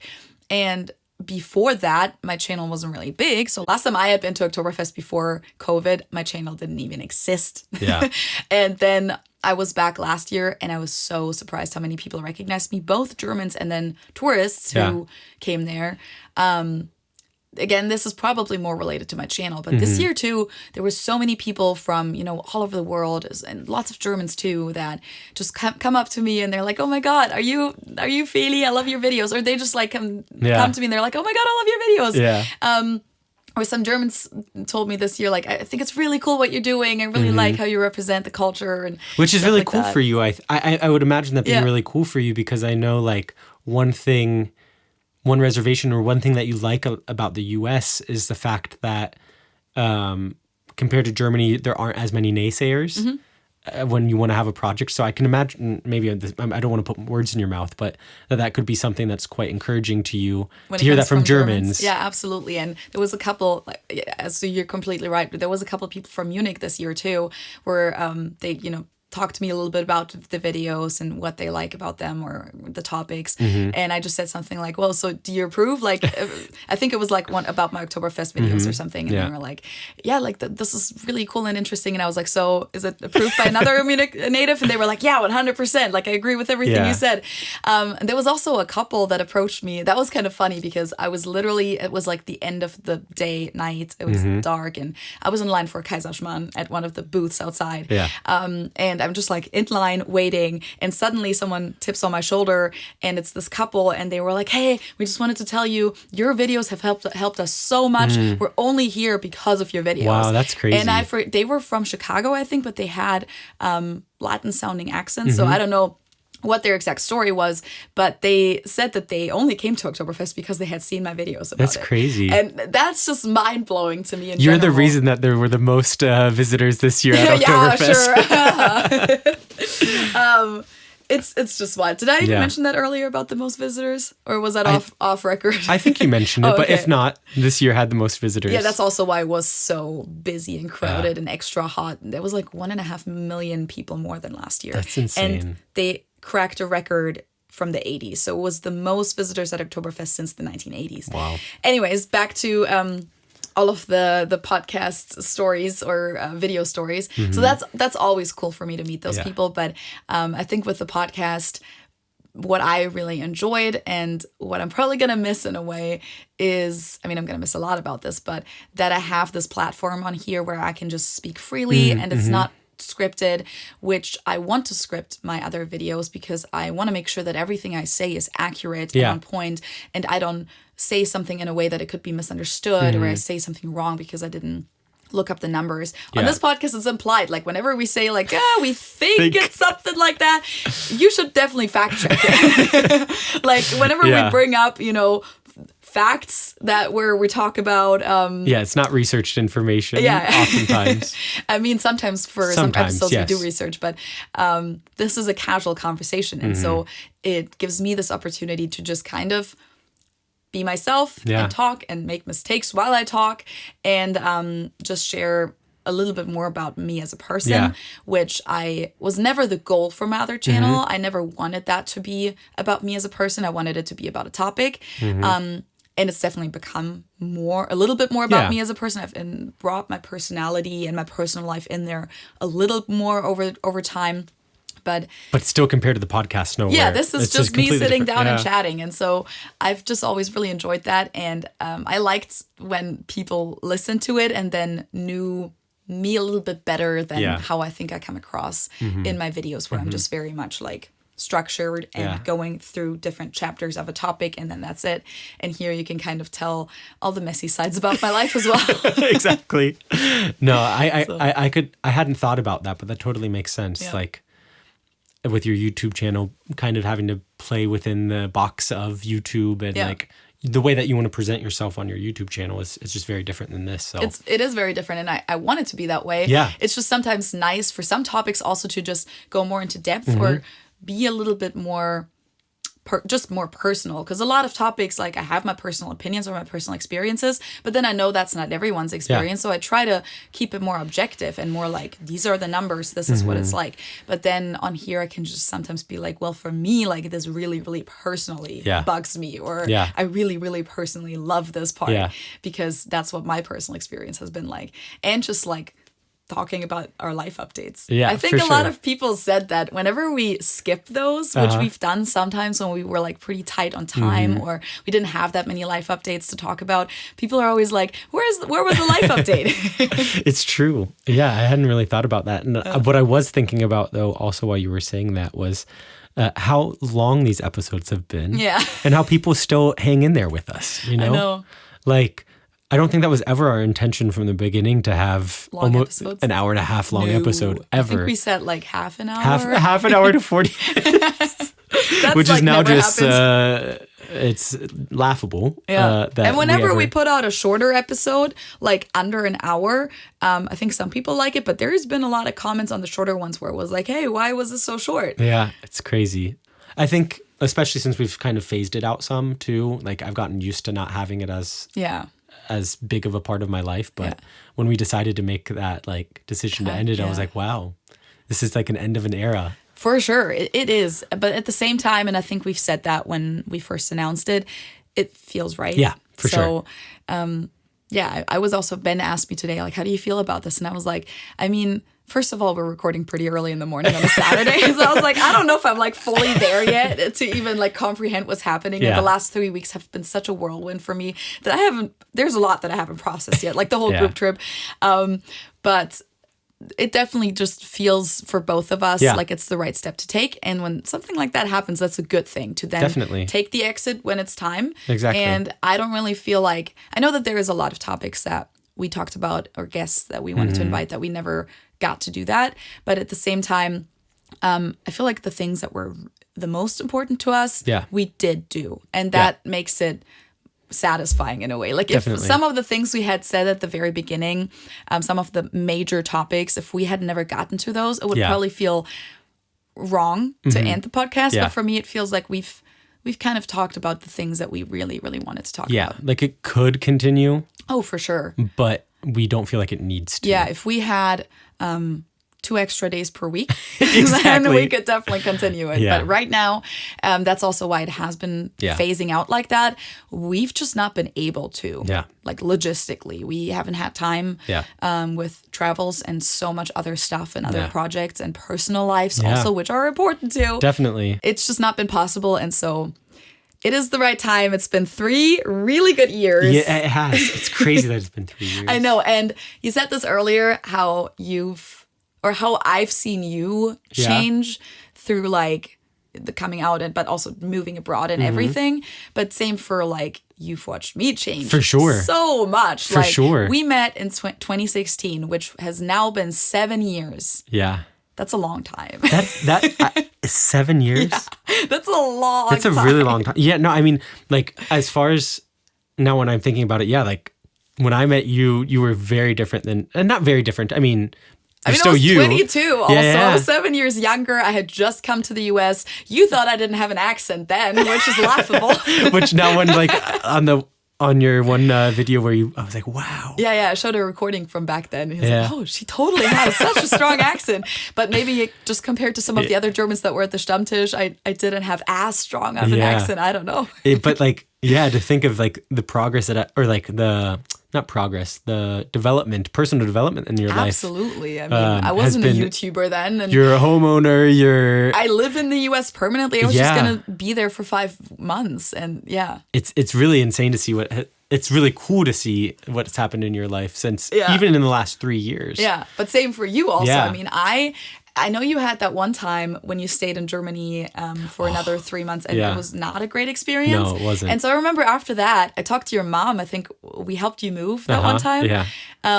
It's just wild how many experiences we've already shared together. And I think she talked about like you possibly moving to Germany. And I was kind of like, I feel like after this last experience, it's not really on the top of his list right now. And I don't know if he will ever do it because you used to talk about it. Yeah. You used to say, oh, I think I want to move to Germany at some point. And then after that, it just didn't really sound like it anymore. And it wasn't on your radar for the next 2 years or so. Yeah. And then at some point, it like became an idea again. Yeah, no, for sure. I think that was difficult for my family to kind of process as well because like the last experience I had was really bad. Like I was super lonely, living in not like a very nice place. Yeah. The actual apartment itself was really small. Didn't have a social life, wasn't really enjoying work. Yeah. I just was in a really bad place personally. And then on top of that, being in a culture that wasn't necessarily the most welcoming, was just a really bad combination for me. So I think when I came back to the US, like, okay, Josh, thank God Josh isn't going to move. Yeah. And then with time I was like, maybe. And now here I am.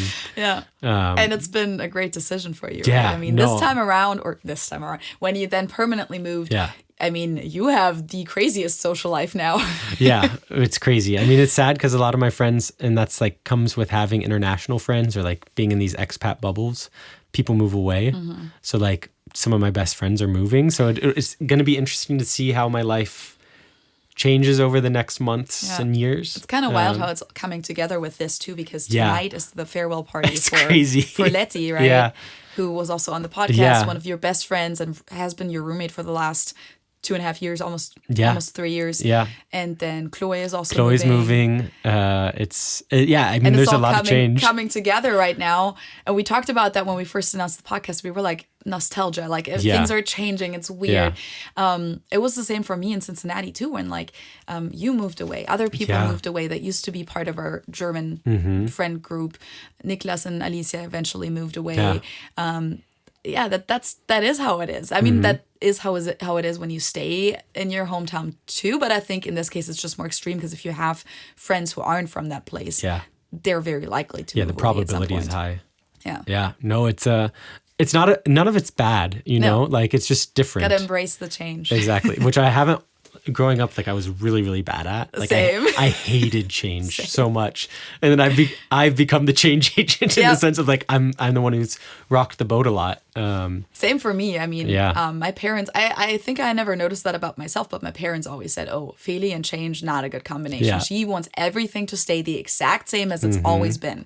And surprise. Here I am, living abroad, and my parents are so involved in my life in that sense that they were so nervous during the group trip. Like every day they were checking the weather and they were always like, oh gosh, I hope nobody gets sick. And then when Ben and I came home on Thursday night from the trip and everything went well and we made it back safely, they were so relieved. That's so sweet. They're just like so invested, exactly.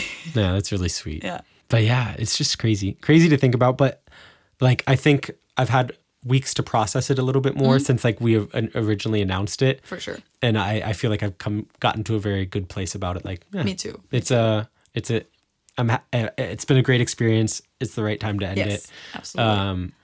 But we also have one other thing that we want to talk about, or I guess technically two, but we talked about how we like hearing your guys' comments and having that interaction with you.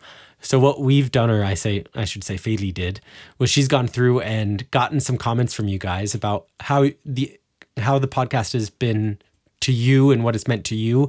And we just thought it would be a cool opportunity to recognize you guys for giving your feedback and sharing it with other people too, so you can hear how the podcast has impacted other people and how they've enjoyed it over the years. Yeah. Which is crazy. Let's read some comments. Okay, so for example, on YouTube, we got a few comments. This one's from Joachim. It said, "Hi, UTS will end soon. For me, it was always fun to watch it and a good practice for my English. Thanks for all the good time. I'm 59 years old. Can't wait for the next episode. Take care and have fun." Someone else said, "Boo, hiss, I'll miss you guys." And there was definitely a lot of comments also that said, you should continue, and different ideas of how we could continue the podcast. And while we do appreciate all of those, for sure, unfortunately, this is our decision. Yes. Yeah. Some things just have to come to an end. Yeah.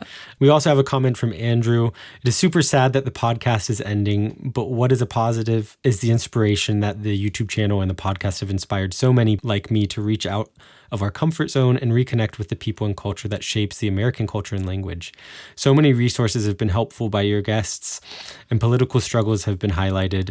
I love everything about your content, and I hope Josh makes time to appear again because I'm very fond of him." Thank you, Andrew. That's super, super kind. That's really nice. Here is a message that is in German that a lot of these we got on Instagram, via email, on Patreon, etc. I'm going to read it in German. We'll add subtitles.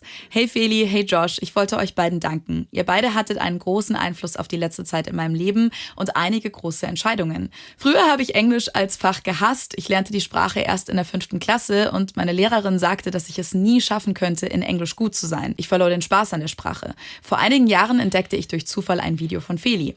Trotz der Tatsache, dass ich Englisch nicht mochte, wollte ich das Video sehen und habe angefangen, deine Videos regelmäßig anzuschauen. Dann kam der Podcast dazu, ich wurde besser in Englisch und fing an, mich immer mehr für den kulturellen Austausch zu interessieren und in einem anderen Land zu leben. Irgendwann kam dann durch euch beide der Wunsch auf, ein Auslandsjahr zu machen. Morgen geht es zur Botschaft wegen dem Visa." Wie cool. Ich wollte euch beiden einfach dafür danken und euch wissen lassen, dass ihr zumindest auf mein Leben einen starken Einfluss habt. Wer weiß, vielleicht komme ich ja sogar in die Nähe von Cincinnati. Liebe Grüße, Ira. Oh, that's so sweet, That's Ira. so amazing. I'm so excited for you two to be able to embark on this journey. Yeah. And it's no small decision to move abroad. And that trip to the embassy or the consulate to do the visa appointment is a huge step. Like, I remember that so well. Same here. I mean, I'm driving to, you had to go to Frankfurt once. One time, yeah. The other times was just Munich. But still, even just going to the consulate in Munich to it's this official step that you're taking. Yeah. It feels very important, and I was so nervous. Yeah.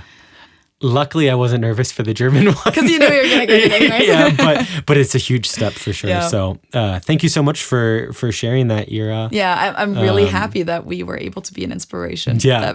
It gives me goosebumps in a way. It's really, it's crazy because we know that people listen to this, of course, but like you don't realize. Yeah, you don't think about it, that it has, it's a life-changing thing for some people. Yeah, that it can be for sure. I almost said Joseph. Joseph wrote, "Whoa, you guys are ending the podcast? I'm bummed, but at the same time, I understand. Wish you both the best, and you two really had a great dynamic." Thank you. Thank you, Joseph. Really appreciate that. This one, I think this was from a German, so I guess the name was Thomas or Thomas, but I think Thomas. "Feli and Josh, I've just finished your recent episode of UTS, and since you're about to wind it down, I just wanted to drop you guys a line and say I've always enjoyed listening to it and say thanks for all the work you've put into it. I'm a German currently living in the US, and will return to Berlin in July.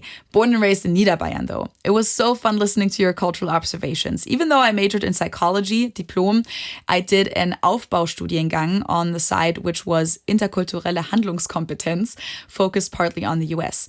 And I have to say, you guys really covered all of the relevant information in your podcast. So I feel like every listener has some sort of degree afterwards. Damn. Wow. Take care and much love, Thomas. That is one compliment. Thank you, Thomas. Yeah, you can now in all of your CVs and your resumes, you can just put UTS graduate. Diploma. Yes. No, Nice. that's crazy. That's really, really kind, Thomas. We have one message that came in as a voice message from Ryan. So let's listen to that. Hi, Feli and Josh. This is Ryan, and I just wanted to thank you for all the great podcast episodes. I've really enjoyed listening to your stories and hearing your perspectives on the cultural differences between the US and Germany. I am from San Diego, and my boyfriend is from Hamburg, so I can definitely relate to a lot of the cross-cultural experiences you both have had. And I'm excited to see what you guys have in store for the future. Thank you so much. Thank That's you, so Ryan. kind. I wonder if they live together and if they live in San Diego or Hamburg. I'm guessing they live. I don't know. Did he say? I don't No, think right? so. But yeah, either way. Either way, super cool. That people are able to take something from the podcast and that it applies to their lives. So I think there's so many intercultural relationships out there where like people can definitely relate to some of the things we've talked about. Even though we're not in a relationship, but like just the difficulties that you come across when you're from the one culture and then you have to deal with the other culture. Exactly. And you're like, whoa, why is it like that? Do you remember at the beginning too when we launched the podcast? We obviously played a little bit with clickbait at the beginning, and we said we had a surprise, and people thought that we were together or that like you were having a baby or something. Oh yeah. That we were gonna announce that we're in a relationship, that I'm pregnant, because the video was just called. I think we have something to tell. We have an announcement. Yes. Yeah, I think something like that. And still to this day, there are so many comments sometimes about, oh, poor Josh is in the friend zone, etc. We're just like, no. I'm happily in the friend zone. Yeah, I mean, the friend zone in that, like, when people say that, they mean it in a bad way. But no, yes, we're friends. Yes. And we're glad to be friends. Very funny. Well, we have one very special message from one of our favorite guests that was on the podcast. And you all probably know her as well, Rachel Stewart from DW. Hi and goodbye, or maybe I should just say Auf Wiedersehen. I'm Rachel, and I was lucky enough to join Feli and Josh on Understanding Train Station about 2 years ago now. We had a really nice chat about tea and German bureaucracy and other important things like crisps or chips. So it's really sad to see that the podcast is coming to an end now. I would like to say to any listeners who feel like they might have a podcast-shaped hole in their lives after this, please do check out my new podcast. It's called Don't Drink the Milk. Cryptic name, I know. It's basically a fun mixture of history, culture, curiosities, and a little bit of controversy. And we're going to take you with us on trips all around Europe as well. So do check it out. I'll ask these guys to put a link below so that you can find it. Thanks again to Josh and Feli. Congratulations on a fabulous podcast, and best of luck with whatever comes next. Cheers. Thank you, Rachel. That's so kind. Yeah. That was a really fun conversation that we had with you. And it's crazy to think that was 2 years ago. I know. When she said that, I was like, wait, is that true? But then I was like, yeah. I guess so, yeah. That was like last summer. We had the Simple Germany and all of that. Yeah. But I loved how she said a podcast-shaped hole. Yes. And so yeah, sweet. people, her podcast has already launched. So do check it out. If you've ever seen her on the DW Meet the Germans series, then you know how lovely Rachel is and how good she is at her job.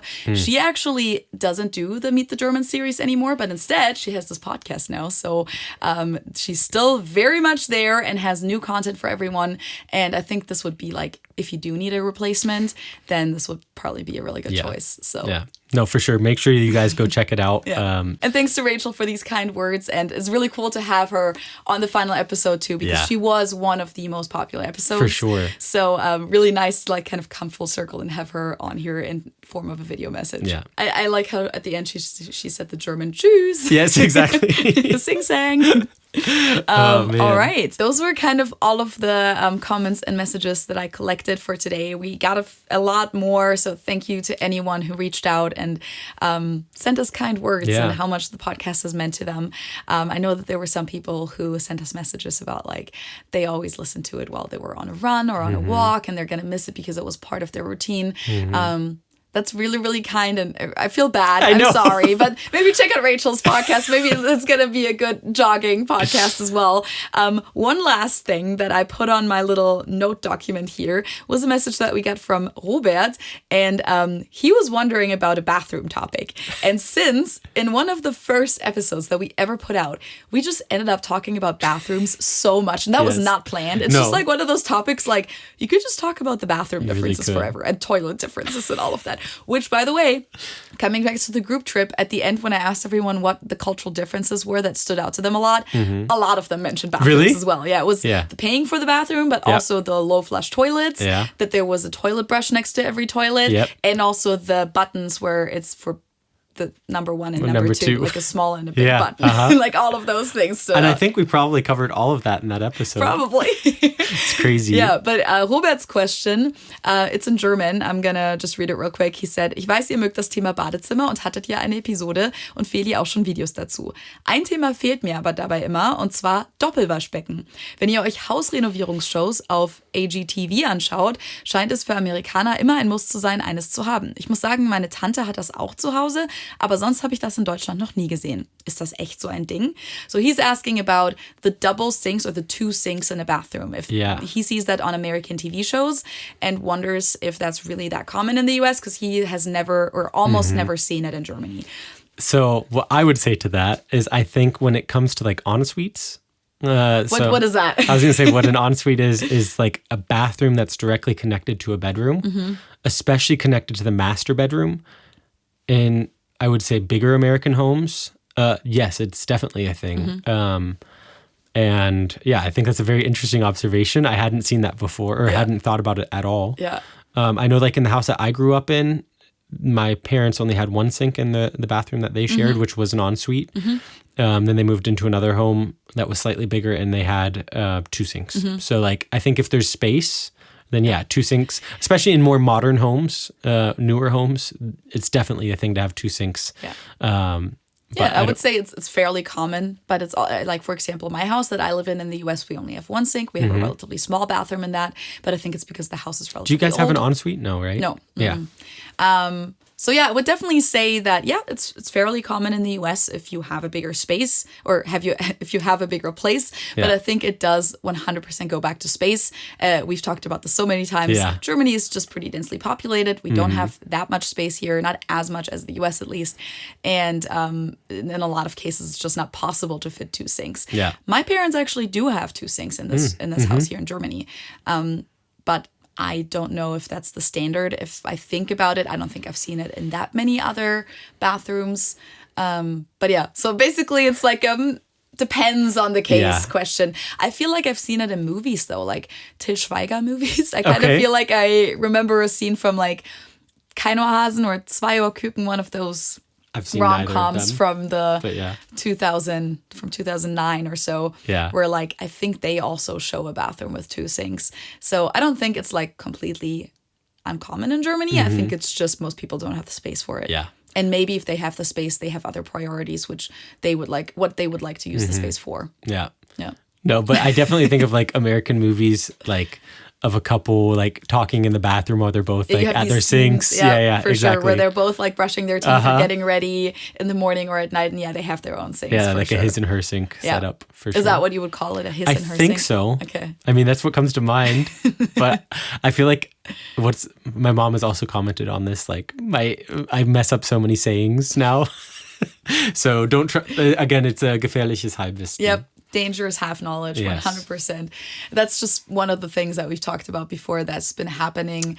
The more you like live in both languages, the more you forget both languages. It's like, it's not like just like my English gets so much better and my German gets worse. It's like, sometimes it feels like both of my German and my English are getting worse. Oh man, such a struggle. All right. I feel like that's everything we had planned for today, guys. I know. I'm like trying to push off the end. Yeah, it's like when you are leaving a friend's place and you don't want to say bye and you're just standing in the door forever. That's kind of where we're at right now. Exactly. Like, okay. Anything else that we can talk about before we officially end this? Okay, I feel sad now. Like earlier, I wasn't sure how I felt. It's a weird But now feeling. it feels weird because it's going to be the last time. Yeah. But who knows? Like we said, there could be Sonderepisoden Yeah, every once in a while, For special editions. So for sure. I So think stay for now, subscribed, please. stay subscribed. We will inform you if something else comes out. That sounded so formal. We will inform you. Yes. But yeah, to get a little bit more emotional again, thank you guys so much for sticking with us for the last 3 years, for going on this journey with us, for going on this adventure with us, for following us wherever you did. Some of you listened to us on audio streaming platforms. Some of you probably watched on Spotify, because halfway through the podcast that became a thing where we could put videos on Spotify. Some of you probably watched on YouTube.